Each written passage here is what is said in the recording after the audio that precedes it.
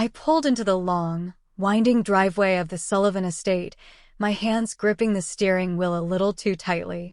The towering wrought iron gates stood open, welcoming guests into the world of old money, polished smiles, and subtle condescension. My family's annual reunion was supposed to be a warm gathering, a time for laughter and catching up, but for me, it was a carefully constructed minefield. One misstep, and I'd be dodging barbed comments and smug smirks all night. I glanced at the dashboard clock. Late. Not that it mattered. No one would be waiting for me with open arms. The grand colonial mansion loomed ahead, glowing in the evening light, its pristine white columns standing like sentinels of Sullivan tradition. I inhaled sharply, smoothing my simple navy blue dress before stepping out of my car. My heels clicked against the stone path as I approached the entrance, the distant hum of conversation already reaching me. The moment I stepped inside, the air thickened with the scent of expensive cologne, aged wine, and something else, competition. "Jordan, you made it." My mother's voice, always polite but laced with mild disappointment, greeted me from across the room. I forced a smile. "Hi, Mom." She looked me over quickly, likely assessing whether my dress was designer or something I'd picked up on sale. The latter, of course. I knew better than to expect approval. The grand ballroom was packed, the golden chandelier casting warm light over perfectly arranged floral centerpieces and an elaborate buffet. At the center of it all, as expected, was my older brother, Brandon, effortlessly commanding attention. He stood near the marble fireplace, drink in hand, his tailored suit a testament to his success. I took a steadying breath. It always started the same way. Well, if it isn't Nurse Jordan." His voice carried easily over the chatter, ensuring everyone heard. Conversations around us paused as relatives turned to watch. I set my jaw but kept my expression neutral. "Hey, Brandon," I said smoothly, stepping forward as he smirked. "I was beginning to think you weren't coming," he continued, swirling his bourbon. "Busy night shift at the hospital?" The way he said it, his tone dripping with mock sympathy, made my stomach tighten. "Actually, I had a few things to take care of before coming," I replied, keeping my voice steady. Brandon chuckled, shaking his head. "You work too hard, sis. Life's about enjoying the finer things. You should let loose a little.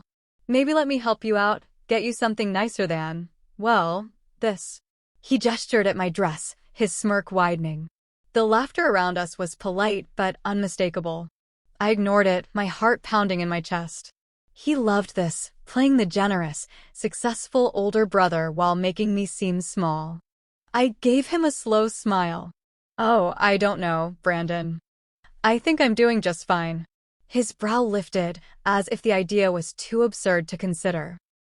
"You know, I was just telling Uncle Richard about my latest project," he continued, turning slightly so everyone could hear. "A vacation home in Brightwater Bay. Absolute paradise. I'll be closing on it soon. Waterfront property, private dock, the whole package." The room hummed with impressed murmurs. I met Brandon's gaze, reading the satisfaction in his eyes. He expected admiration, validation, maybe even a little envy. I offered none of it. "Brightwater Bay, huh?" I mused. "That's quite the purchase." "Nothing but the best," he said smoothly, raising his glass in a toast to himself. Real estate is all about knowing when to strike, and I always strike at the right moment. The conversation around us shifted, relatives throwing in comments about market trends, the beauty of the location, how smart Brandon was for getting in before the prices skyrocketed. I listened, nodding occasionally, all the while feeling the weight of the small envelope inside my purse. If only he knew. "You must be excited," I said finally, watching him preen under the attention. "Of course," he said, chuckling. "A place like that? It's an investment and a lifestyle. Not everyone gets to live that dream, Jordan. Some people settle for simpler lives." The implication was clear, and I saw the glances exchanged among our relatives, some awkward, others amused. I clenched my teeth for a fraction of a second before forcing another pleasant smile. "You're right," I said, my voice light. "Not everyone gets that opportunity. But sometimes, The right moment isn't just about striking, it's about strategy. Brandon's smirk faltered for the briefest second, just a flicker of something behind his eyes. But it was enough. I held his gaze for a heartbeat longer than necessary, then took a step back. Anyway, it's been a long day. I should grab a drink. As I walked toward the bar, I felt the curious stares following me. Brandon had expected me to shrink, to laugh off his remarks like always. But I hadn't. Not tonight. I reached for a glass of champagne, letting the cool bubbles fizz against my lips as I took a slow sip. My reflection in the mirrored bar stared back at me, calm, composed, but electric with anticipation. This time, the game was different. Brandon may have been the king of the room, but I had played my hand long before tonight. And soon, he'd find out just how wrong he was about me. The night wore on, filled with more stories of lavish deals, expensive vacations, and all the ways Brandon was shaping the Sullivan legacy. I nodded at the appropriate times, offered the expected smiles, but inside, I was already picturing the moment his world would tilt. When the night finally began winding down, I slipped away from the crowd, stepping out onto the balcony where the evening air was crisp and free of pretense. My phone vibrated in my purse, and I pulled it out, already knowing what I would see. A message from my real estate agent. The sale is finalized. Brightwater Bay belongs to you. I exhaled slowly, feeling the weight of the moment settle into my bones. Months of careful planning, years of financial discipline, every extra shift, every sacrificed luxury, it had all led here. The house Brandon had been boasting about, the one he thought would cement his status, was now mine. I tucked my phone away, a slow smile spreading across my face. This wasn't about revenge. Not really. It was about proving something to him, to the family, to myself. For years, I had let Brandon's words chip away at me, let his world of status and wealth define what success should look like. But no more. Because this time, the game wasn't about who talked the loudest. It was about who played the smartest. And for the first time in my life, I knew exactly where I stood. The morning sun streamed through my apartment window, golden light slipping past the thin curtains as I lay awake, staring at the ceiling.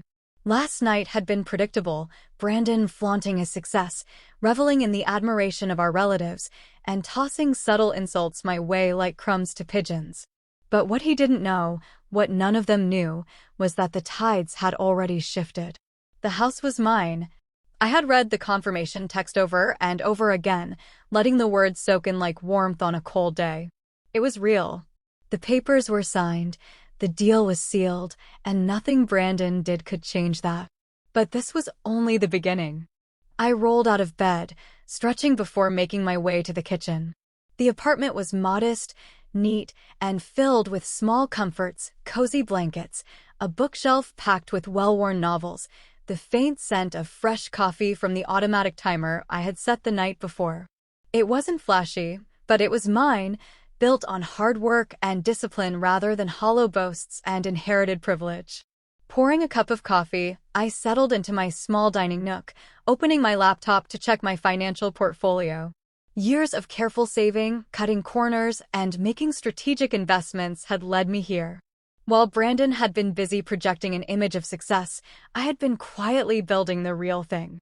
It started small, setting aside every extra dollar from night shifts, avoiding unnecessary expenses, reading everything I could about financial growth. I had made my first investment 3 years ago, a modest index fund. It wasn't glamorous, but it was stable. Then came the rental property, an old duplex I had poured my weekends into, fixing leaks, repainting walls, learning how to manage tenants.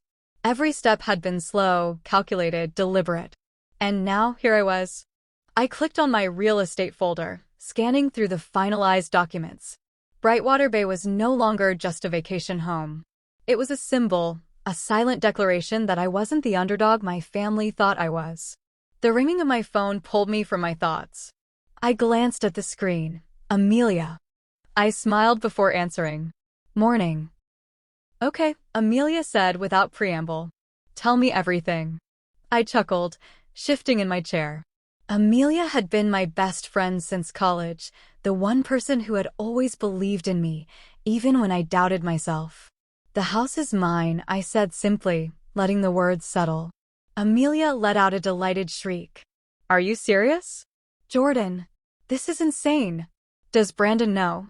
"Not yet," I said, taking another sip of coffee. "He still thinks he's buying it. He probably woke up this morning feeling like a king, convinced the deal is as good as done." "Oh my God, this is delicious. When are you going to tell him?" I leaned back, considering. "Not yet. I wanted to hit him at just the right moment. You know Brandon, he'll want to make a spectacle out of it. I need to let him build up the illusion before I pull the rug out from under him." "You are diabolical, and I love it," Amelia said. "So, how does it feel, knowing you beat him at his own game?" I exhaled slowly. "Honestly, it feels good. But this isn't about revenge." Amelia said knowingly. "Not just about revenge." I laughed, shaking my head. "Okay, maybe a little. But mostly, it's about proving something to myself, to my family. They've always seen me as the one who settled. The nurse with a stable but unimpressive career. Meanwhile, Brandon gets treated like some financial genius just because he talks a big game." "Well, this is the kind of move they can't ignore," Amelia said. "What's the plan now?" "Patience," I said. "Brandon will make his move soon. I just have to be ready." After hanging up with Amelia, I closed my laptop and grabbed my keys. It was time to visit the house. Brightwater Bay was exactly as I had imagined: crisp ocean air, the sound of seagulls overhead, the rhythmic crash of waves against the shore. The house itself was breathtaking, a modern coastal retreat with sprawling windows, a wraparound deck, and a private dock stretching into the sparkling water. I parked in the long driveway, stepping out and taking in the view. The smell of salt water filled my lungs as I walked up the steps, unlocking the front door with a sense of quiet satisfaction. Inside, the house was still mostly unfurnished, but the potential was endless. High ceilings, wooden beams, sunlight spilling across the polished floors. This wasn't just a vacation home, it was a masterpiece, a testament to patience and planning. I wandered through the rooms, imagining how I would design the space. A reading nook by the window, a cozy fireplace in the living room, a guest bedroom that my parents could use when they visited, if they ever got over their shock. I reached the back deck, staring out at the bay, the sun glinting off the water like scattered diamonds. Brandon had wanted this view. He had probably pictured himself standing here, drink in hand, telling his guests how brilliant he was for securing such prime real estate. He had likely already planned the housewarming party, complete with expensive champagne and hollow congratulations. Too bad. The sound of my phone vibrating pulled me from my thoughts. I glanced at the screen and smiled. Real estate agent. "Jordan, just wanted to check in. Everything is finalized, and the paperwork is officially recorded. The property is completely in your name now." "Thank you," I said, my voice steady. "I appreciate everything." "You made a great move," he said. "This place is special. It's going to be a fantastic investment." I already knew that. After hanging up, I turned back toward the horizon, the weight of the moment settling over me. This wasn't just a financial victory. It was a shift in power. For years, I had let Brandon control the narrative, let him dictate what success looked like. He had spent his life chasing prestige, making sure everyone knew just how superior he was. But the truth was, I had never been competing with him. I had been building something real. And now, when the moment came, when he stood in front of our family expecting to bask in their admiration, he would realize the truth. The house was already gone. I exhaled, my lips curling into a slow smile. Brandon thought he had won. He had no idea what was coming. The anticipation crackled in the air like a gathering storm, unseen but undeniable. Tonight was Brandon's big night, the moment he had been preparing for, his grand announcement. He had gathered the family for dinner at the Regency, an upscale restaurant with chandeliers that dripped crystal and waiters who refilled your water glass before you even noticed it was half empty. I arrived right on time, stepping into the warm glow of the restaurant, the hum of conversation and the clinking of glasses washing over me. The Sullivan family occupied a long private dining table near the back, a prime spot where Brandon could hold court. I had dressed carefully for the occasion, choosing a sleek, deep green dress that whispered confidence rather than screamed for attention. My purse felt heavier than usual, though it only carried one extra thing: the purchase documents for Brightwater Bay. I resisted the urge to reach for them, reminding myself to let the moment unfold naturally. As I approached the table, my mother's eyes flicked over me, scanning for any signs of a promotion or financial upgrade. My father, more subtle but no less expectant, nodded in greeting. And then there was Brandon, sitting at the head of the table, a glass of whiskey in hand, exuding the self-satisfaction of a man who thought he had already won. "Jordan," he said, his smile smug, his voice carrying just enough condescension to turn a greeting into a performance. "Glad you could make it." I smiled back, sliding into my seat. Wouldn't miss it. The evening played out like a well-rehearsed play, each family member falling into their expected roles. Brandon was the star, his wife Sophia the poised and elegant supporting act, while the rest of us were merely the audience, nodding in all the right places. Dinner was served, plates of seared salmon and filet mignon placed in front of us with effortless grace. Brandon, never one to let a moment pass without maximizing attention, swirled his drink and leaned forward, commanding the room. "Well, since we're all together tonight," he began, "I think it's time to share some exciting news." I set my fork down, folding my hands in my lap as I watched him. "Here it comes. As many of you know," he continued, "I've been in the process of acquiring a luxury vacation property, something truly special, a legacy piece for the Sullivan name." I could feel the family's collective intrigue sharpening, their polite smiles shifting into genuine curiosity. Brandon loved this part, the slow build, the suspense. "It's a waterfront estate in Brightwater Bay," he went on, "an exclusive deal I've been working on for months. The location is unbeatable, the design impeccable, and after tonight, well," he grinned, lifting his glass, "I'm proud to say the deal is done." A murmur of impressed congratulations rippled around the table.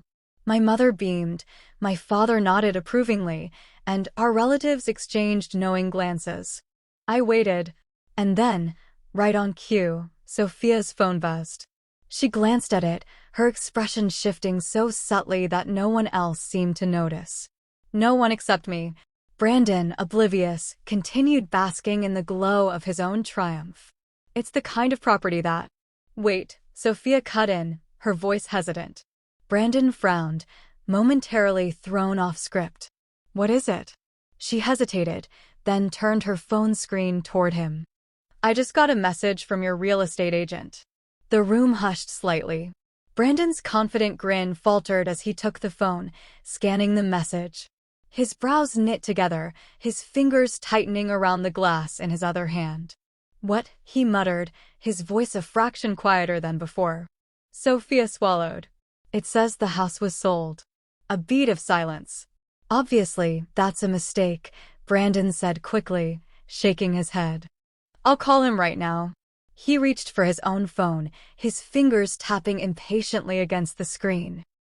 I leaned back in my chair, watching it all unfold, feeling the slow build of satisfaction curling through me. His call connected, and I could hear the tinny sound of his agent's voice through the speaker. "What do you mean it's gone?" Brandon snapped, his voice low and tense. The room had fallen completely silent now, every set of eyes locked onto him. The response on the other end was too muffled to hear, but whatever was said made Brandon's face darken. "You told me the paperwork was moving forward," he argued. "I told you I was ready to sign." Another response. Brandon's jaw tightened. "What do you mean it closed yesterday?" His fingers clenched around the phone as realization dawned. The house was gone. Someone else had bought it. Slowly, as if sensing something beyond mere coincidence, Brandon turned his gaze toward me. I met his eyes calmly, lifting my glass of wine to my lips before setting it down with deliberate ease. Then, as the silence thickened, I reached into my purse, pulled out the folder and placed it on the table. Brandon's eyes flickered to it, then back to me. I slid it toward him. With deliberate precision, he opened the folder, his eyes scanning the first page. My name was on the deed. The color drained from his face. You, he breathed. I tilted my head slightly. Me. For a long moment, no one spoke. The realization settled over the table, heavy and unshakable. The grand announcement Brandon had been preparing for had turned into something else entirely, a reckoning. Our mother was the first to react, her hand fluttering to her chest. Jordan, you bought the house? Yes. My voice was steady, even. The sale closed yesterday. Brandon let out a short, disbelieving laugh, but it lacked his usual confidence. You're joking. I simply held his gaze. His nostrils flared. This was mine.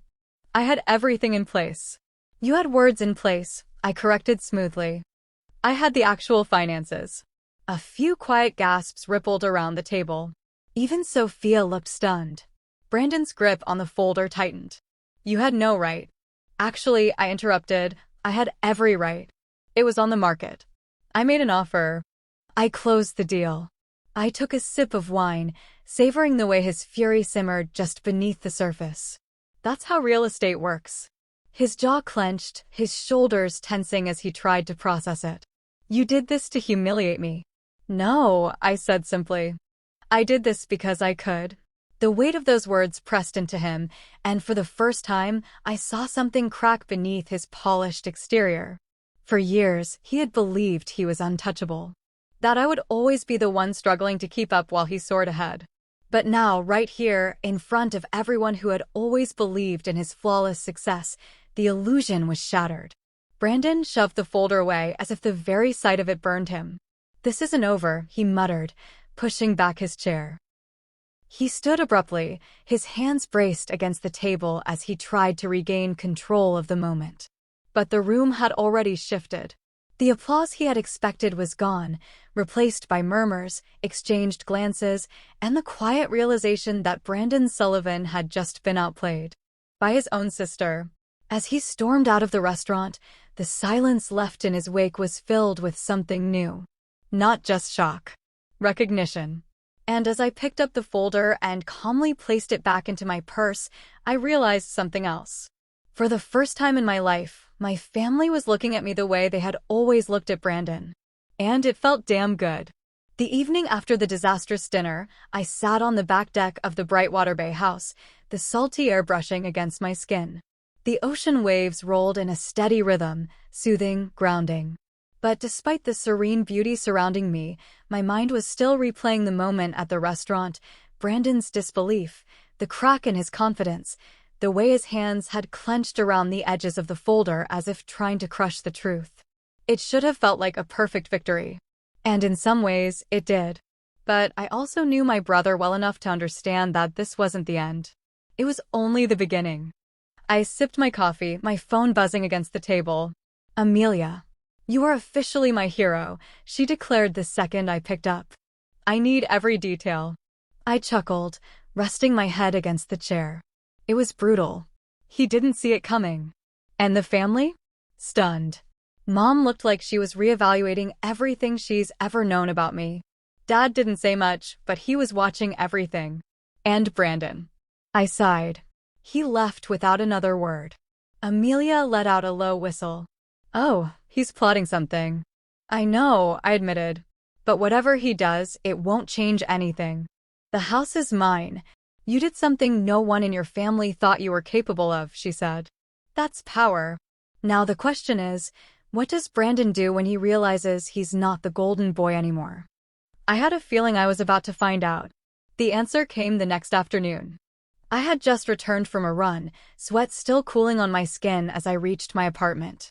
As soon as I unlocked the door, my phone rang. Sophia. Brandon's wife never called me. Ever. Frowning, I answered. Sophia? Her voice was shaky, urgent. Jordan, we need to talk. Can you meet me? I hesitated. What's going on? A pause. Then, it's about Brandon. We met at a quiet cafe, one of those trendy spots with overpriced lattes and minimalist decor. Sophia was already seated when I arrived, looking pale despite her perfect makeup. Her hands were wrapped around a cappuccino, but she hadn't touched it. I slid into the seat across from her. Okay, what's this about? She exhaled sharply, glancing around before lowering her voice. Brandon's in trouble. Real trouble. I arched a brow. And why are you telling me this? Her grip tightened around her cup. Because I don't think he's going to admit it to anyone else. But after what happened at dinner, I think you need to know the truth. I folded my arms. I'm listening. She hesitated, then leaned in. Brandon doesn't have the money to buy that house. He never did. I stared at her. What?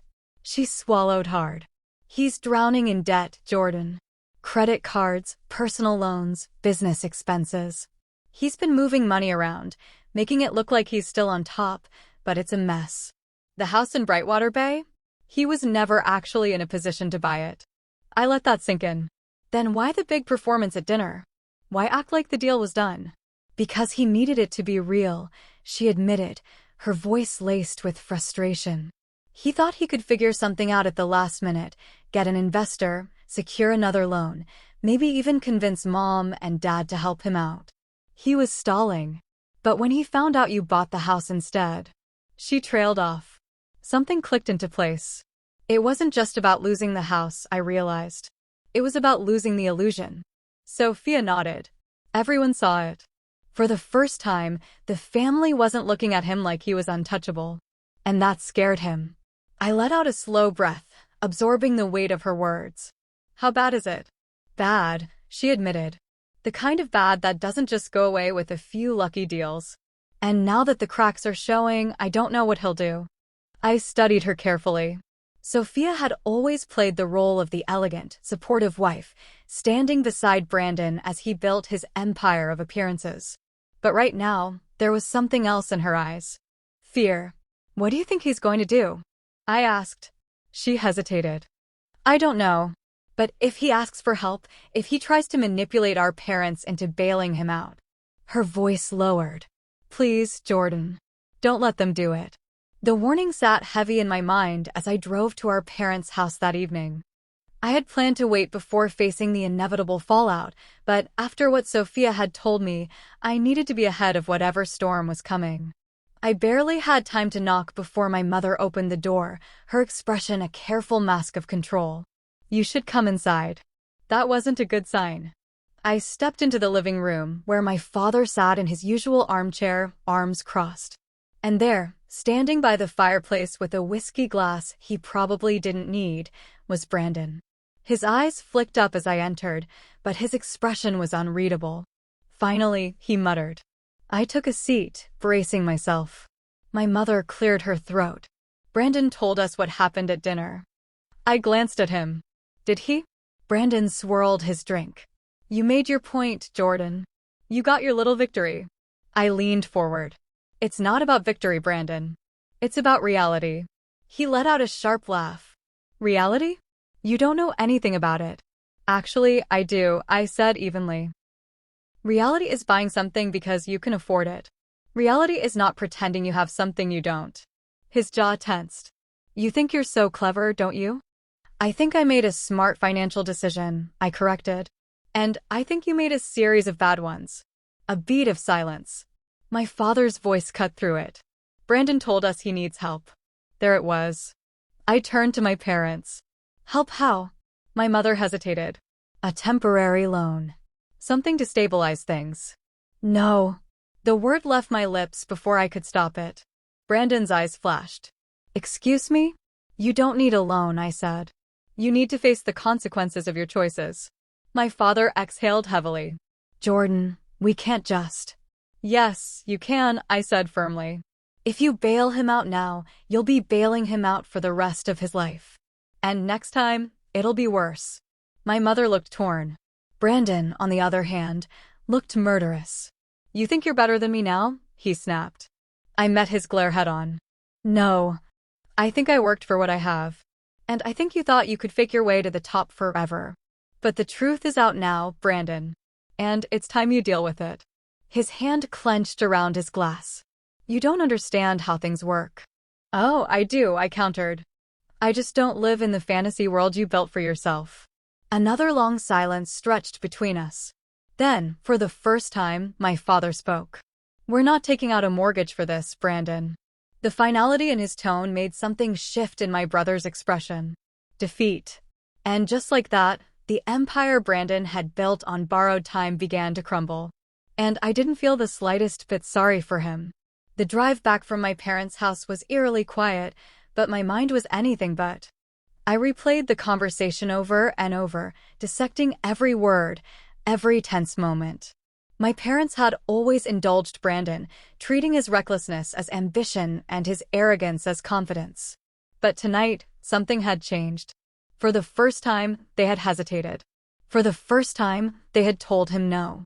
Brandon's world had been built on the unwavering support of our family, on the assumption that they would always be there to cushion his fall. But now, as the truth of his financial ruin settled in, that safety net had begun to unravel. I had seen it in his eyes. For the first time, Brandon was afraid. The next morning, I woke to a flurry of text messages. Some from extended family, wanting to know if the rumors were true. Some from Amelia, sending an endless stream of exclamation points and dramatic gifs. And one, surprisingly, from my father. "Come by the house. Your mother and I need to talk to you." I frowned at the message, then sighed, already knowing where this was going. Brandon must have gone to them after I left, desperate for a lifeline. And even after everything, I knew my parents weren't ready to completely abandon him. The Sullivan family never turned on their own. I took my time getting ready, pulling on a soft sweater and jeans before heading out. The drive was short, but my stomach twisted with unease the entire way. When I arrived, my mother greeted me at the door, her expression tired. "Come in," she said, stepping aside. I followed her into the living room, where my father was already seated, his hands folded in his lap. My mother perched on the edge of the couch beside him, and I took the opposite chair, waiting. It was my father who spoke first. "Your brother is struggling." I didn't respond. I knew where this was going. "We've always believed in supporting our family," my mother added. "Brandon has made mistakes, yes, but—" "No," I said, cutting her off. "We're not doing this." She sighed, rubbing her temples. "Jordan, he's your brother. And I am your daughter," I shot back. Where was this concern for me when Brandon spent years mocking everything I worked for?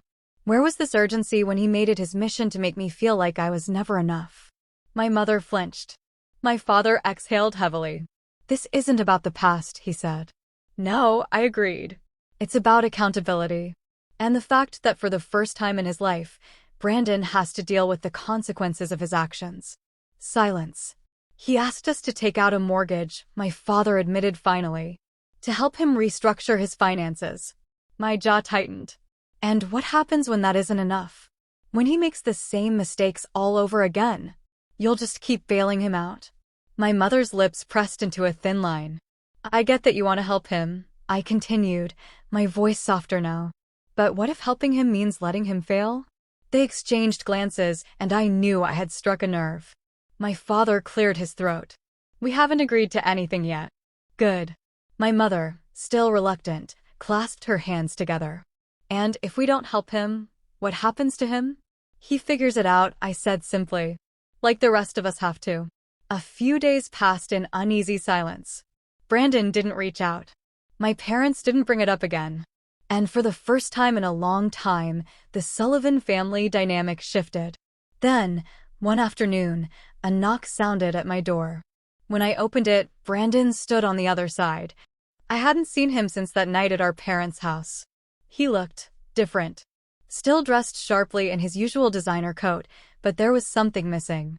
The easy confidence, the smug superiority, it was all gone. He looked tired. I leaned against the door frame. "Didn't expect to see you here." He exhaled, rubbing a hand over his jaw. "Can I come in?" I hesitated, then stepped aside. Brandon entered, glancing around my apartment. I wondered if he was comparing it to his own home, the one he was desperately trying to hold on to. I crossed my arms. "What do you want?" He sighed, shoving his hands into his pockets. "Sophia left." I blinked. "What?" She took Emma and went to stay with her parents, he admitted. Said she needed time to think. Emma, my niece. I hadn't realized things had gotten this bad. Brandon ran a hand through his hair, exhaling. She's scared, Jordan. And I don't blame her. I stayed silent, waiting. For the first time, my brother wasn't talking in half-truths or arrogance. He wasn't spinning a story. He was just telling the truth. I screwed up, he finally admitted. That admission alone felt monumental. I built everything on an illusion, he said, his voice quieter now. I made sure everyone believed I had it all under control, but I didn't. And now it's all slipping away. I studied him carefully. Brandon had always been larger than life, always untouchable. But now, standing in my living room, he wasn't a real estate mogul. He wasn't the golden son of the Sullivan family. He was just my brother. I can't fix this for you, I said gently. He nodded, exhaling. I know. Another beat of silence. Then, I'm going to sell the house, he admitted. The main one. The one I live in. I was surprised, but I didn't show it. It's the only way to clear some of the debt, he continued. It's either that or bankruptcy. I nodded slowly. For Brandon, this was the ultimate loss. Not just the money, but the image. The identity. But maybe, just maybe, it was also the start of something new. I think that's the right choice, I said finally. He let out a humorless chuckle. Never thought I'd hear you say that. I smirked. Never thought I'd see you here, admitting all of this. His lips quirked up, just slightly. A small, tentative peace settled between us. He wasn't fixed. Not by a long shot. But he was trying. And for now, that was enough. The weight of the moment lingered long after Brandon left my apartment. He had stood on my doorstep for a few seconds before nodding once and walking away, his usually confident stride slower, heavier. I watched through the window as he climbed into his car, resting his forehead against the steering wheel for a moment before driving off. I exhaled slowly, my mind still processing everything. Brandon admitting failure wasn't something I had ever expected. He had spent his entire life projecting strength, control, and superiority, so to see him stripped of all of that, finally acknowledging the mess he had made, felt surreal. But it also felt like a beginning. I grabbed my phone, scrolling through my emails until I found the one I had been waiting for. Subject: Family Trust Finalization. The documents were ready. It was time for the next step. 2 days later, I stood at the head of our parents' dining room table, a thick folder in front of me. My mother sat stiffly in her chair, her hands folded in her lap, while my father leaned back slightly, his brows furrowed in quiet contemplation. Brandon sat across from me, staring at the unopened folder like it held a death sentence. And maybe, in some ways, it did. I wanted us to meet because there's something we need to discuss, I said, keeping my voice calm but firm. This isn't just about Brightwater Bay. This is about the family's future. Brandon scoffed under his breath. You mean your future? I ignored him, flipping open the folder. I've established a family trust. My mother blinked. A what? A trust, I repeated. One that includes the Brightwater Bay house and any future assets we as a family decide to invest in. Brandon leaned back in his chair, arms crossed. This is some kind of power play, isn't it? No, I said, meeting his gaze steadily. It's about responsibility. Something this family hasn't always prioritized. My father studied me. Explain. I nodded, sliding a few documents toward them. This trust isn't something that can be dipped into whenever someone makes a financial mistake. It's structured in a way that ensures financial responsibility. No one can use the property as collateral for personal loans. No one can sell off pieces of it to cover debts. I looked directly at Brandon. No one can manipulate their way into using it for their own gain. Brandon's jaw clenched. My mother hesitated, her fingers grazing the edges of the documents. Jordan, this is a major decision. Yes, I agreed. And it's the right one. She exchanged a look with my father, something silent passing between them. Brandon leaned forward, his eyes narrowed. And let me guess, you control it? I administer it, I corrected. But the decisions will be made collectively.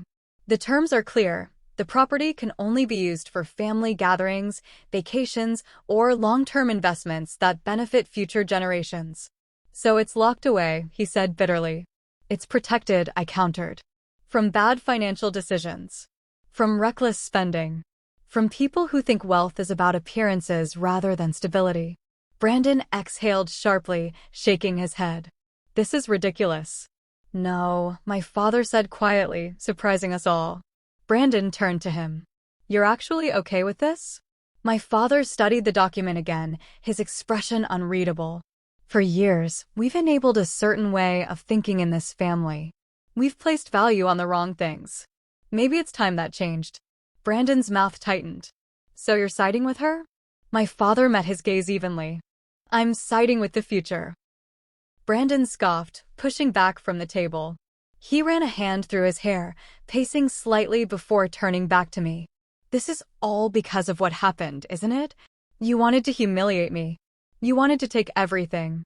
No, I said simply. I wanted to make sure this family doesn't keep making the same mistakes.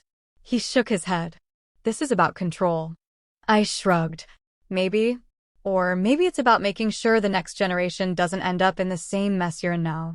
Something flickered in his expression, anger, yes, but also something closer to realization. Brandon had spent his whole life believing that wealth was about dominance, about proving yourself superior.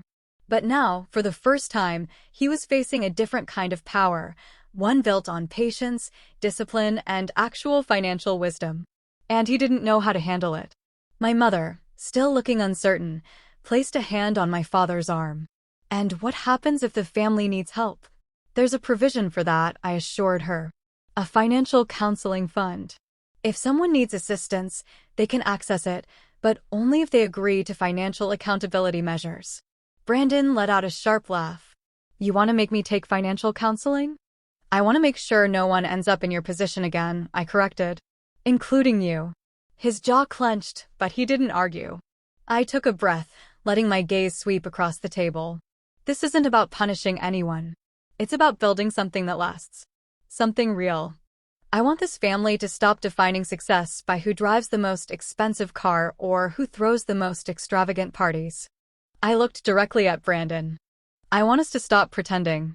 A thick silence stretched between us. Then, after what felt like an eternity, my father reached for a pen.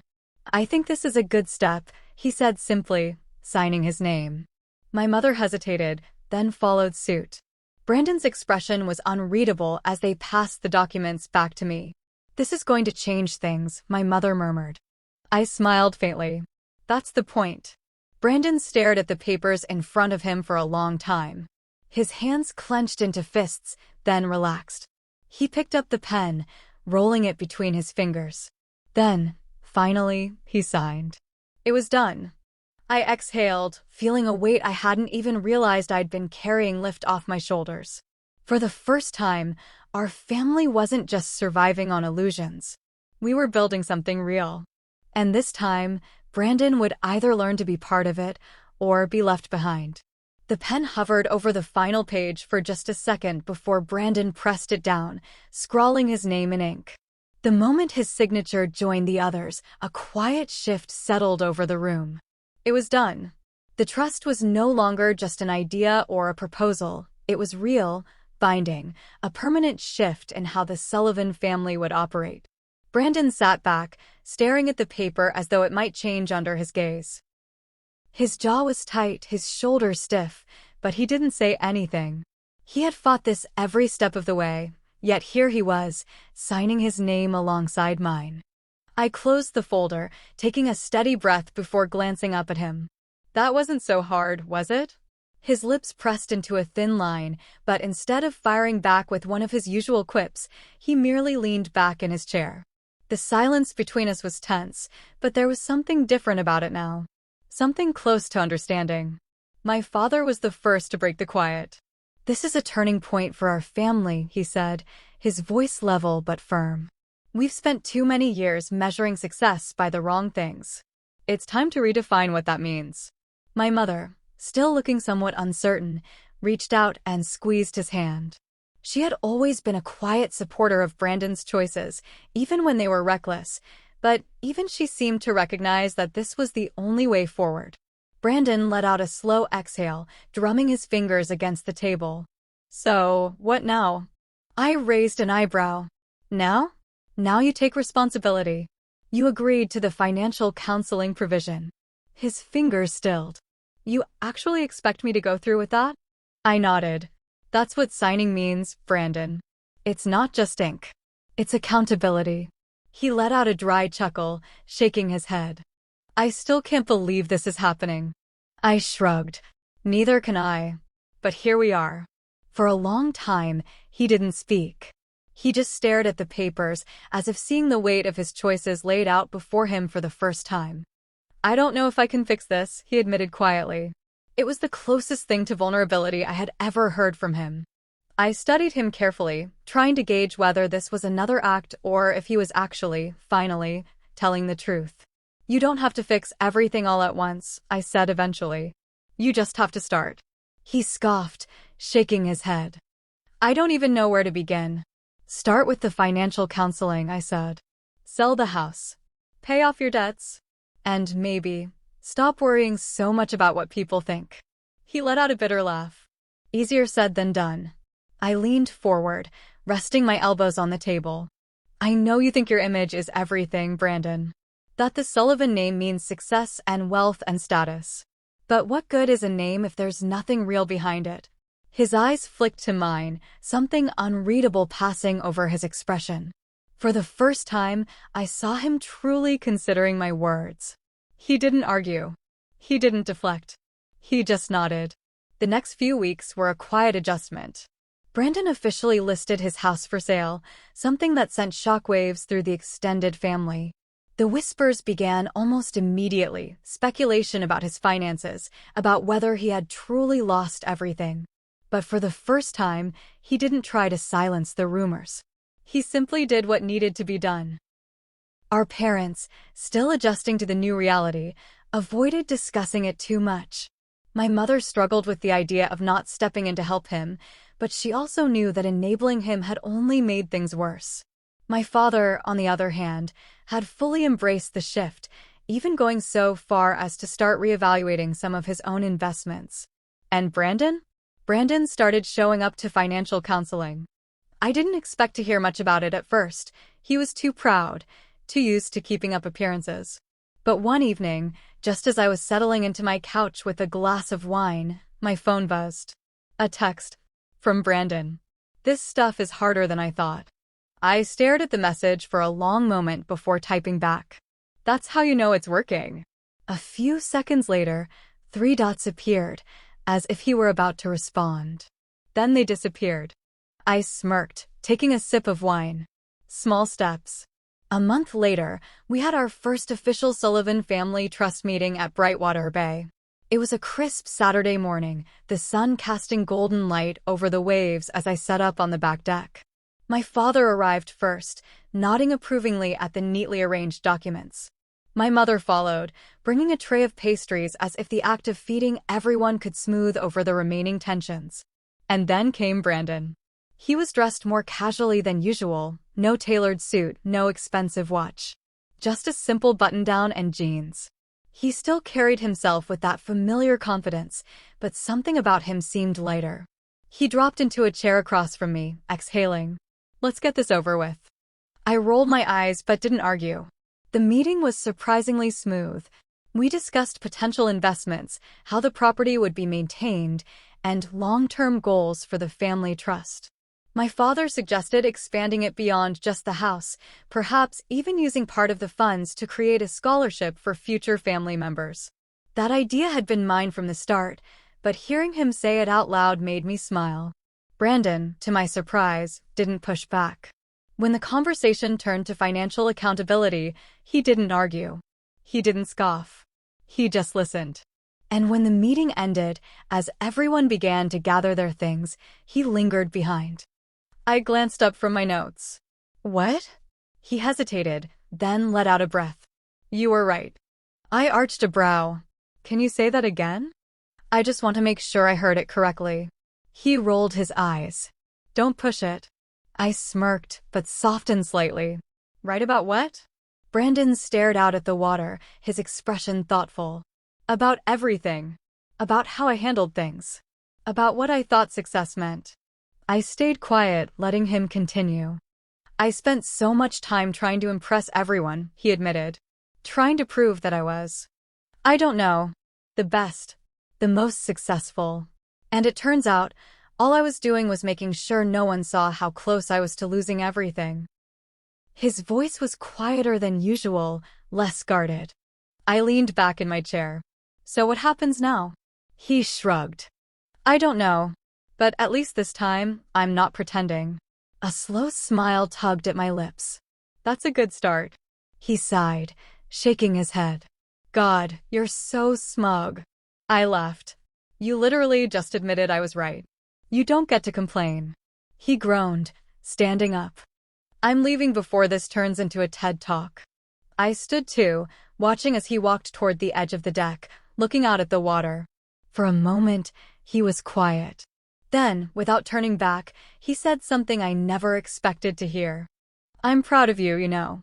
The words caught me off guard. I swallowed, something warm settling in my chest. Yeah? He nodded. Yeah. Then, before I could respond, he turned and walked back toward the house. I stood there for a long moment, watching the waves roll in. For the first time, I wasn't waiting for Brandon to acknowledge me. But hearing him say it anyway? That felt pretty damn good. The sun hung low over Brightwater Bay, casting golden light across the rippling water. The house stood proudly behind me, its whitewashed walls glowing under the warm hues of dusk. I took a deep breath, inhaling the scent of salt and distant pine trees, letting the weight of everything that had happened in the past few months settle into place. The Sullivans were no longer the same family that had gathered at that fateful dinner, where Brandon had expected to claim his victory. We weren't perfect, far from it, but we were different now. Grounded. A little bruised, maybe, but stronger for it. Inside, laughter echoed through the house as the family gathered for the first official celebration under the Sullivan Family Trust. Not a showy gala or an over-the-top event, just a genuine family gathering, free from the pretense that had ruled us for so long. I stood by the back deck, watching the waves lap at the shore, the sound steady, familiar. Taking a moment to bask in your triumph? I turned to see Brandon stepping up beside me, his hands in his pockets. He looked lighter, more relaxed than I had ever seen him. I smirked. Wouldn't you? He let out a quiet chuckle, shaking his head. You really pulled it off. I did, I admitted. He leaned on the railing, looking out at the water. It still pisses me off how blindsided I was. I arched a brow. I did warn you. He gave me a side glance. No, you didn't. I laughed. Fine. I let you walk right into it. A silence stretched between us, comfortable this time. You know, he said after a moment, I always thought being the best meant proving that you had more than everyone else. The biggest house, the flashiest car, the best vacations. I spent years trying to be that guy. I tilted my head, waiting. He exhaled, running a hand through his hair. And then I lost control of it. And suddenly, none of it meant anything. I watched him carefully. This wasn't easy for him to admit. Brandon had built his life on confidence, on the illusion of always knowing what he was doing. Seeing him like this, reflective, vulnerable, was new. But you. He looked at me now, eyes steady. You were playing the long game. And I never even noticed. I smiled slightly. You never asked. He let out a dry chuckle. Guess I didn't think I needed to. A beat of silence. Then, he sighed. I'm not saying I suddenly have it all figured out. But maybe I'm starting to understand why you did it. I turned to face him fully. And? He glanced toward the house, where the sound of our family's laughter and conversation drifted through the open windows. And maybe, he admitted, you were right. The words were quiet, but I didn't miss them. I grinned. Careful, Brandon. Say that too many times, and you might start to like it. He groaned, rolling his eyes. Don't push your luck. I laughed, but there was warmth in my chest that hadn't been there before. Brandon might never fully change, but this was progress. Inside, the gathering had taken on a life of its own.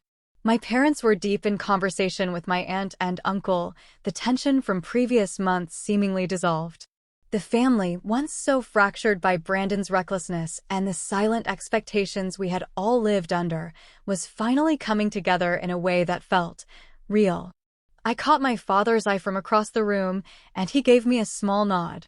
It wasn't much, but I understood what it meant. Pride. Approval. Maybe even a little bit of awe. I had spent my whole life being seen as the practical one, the safe one. The one who wasn't ambitious enough, who played it small while Brandon chased success. But now, standing here, surrounded by the family that had once dismissed me, I realized something. They weren't dismissing me anymore. They were looking to me. The trust wasn't just about money. It wasn't just about proving a point to Brandon. It was about rewriting the rules of what it meant to be a Sullivan. And for the first time, I felt like I belonged. As the night went on, I found myself standing in the kitchen, refilling a glass of wine when Sophia walked in. She hesitated at the doorway before stepping inside. "You surprised me, she said, leaning against the counter. I raised a brow. "Which part?" She smiled slightly. "All of it." I took a sip of wine, studying her. "And Brandon?" She exhaled. "I don't know. We're talking. He's making changes. Do you think he'll stick to them?" She hesitated. "I think he wants to." That was the best answer I could have hoped for. I meant what I said before I told her. If he really wants to change, he has to do the work. She nodded. "I know. And he knows too. That's why he hasn't pushed back." That was new. She glanced toward the living room, where Brandon was talking with my father. "I think losing everything scared him," she admitted. "But more than that, I think realizing that no one was going to fix it for him was even scarier." I hummed in agreement. It was overdue. Sophia sighed, running a hand over her arm. "You didn't just change the way this family works, Jordan. You changed the way we see each other. The way we see him." I tilted my head. "Is that a good thing?" She let out a soft laugh. "I think it's the best thing that could have happened." I didn't say anything, but I felt something settle inside me. This wasn't just about beating Brandon. It was about building something better. As the night wound down, I stepped outside again, watching the waves as the party inside began to slow. The laughter was quieter now, the conversation softer, but there was no tension. No hidden competition. For the first time, our family felt whole. Brandon joined me again, hands in his pockets. "Do you think this will last?" he asked after a long moment. I considered it. "I think it's up to us." He scoffed. "That's a dangerous thought." I smirked. "Yeah, well, turns out I like having a little power." He let out a quiet laugh, shaking his head. "You always had it. You just finally decided to show it." I glanced at him, surprised by the honesty in his voice. Maybe we really were turning a corner. As the ocean stretched endlessly before us, I took a deep breath, feeling something I hadn't expected. Not just satisfaction. Not just victory. But peace. Brandon turned to head back inside, pausing just before stepping through the door. He looked at me one last time, a small smirk playing on his lips. "You played the long game, Jordan." I smiled. "Yeah. And I won." With that, he shook his head, chuckling as he disappeared inside. I stayed outside a little longer, the night air cool against my skin, the sound of the ocean steady and reassuring.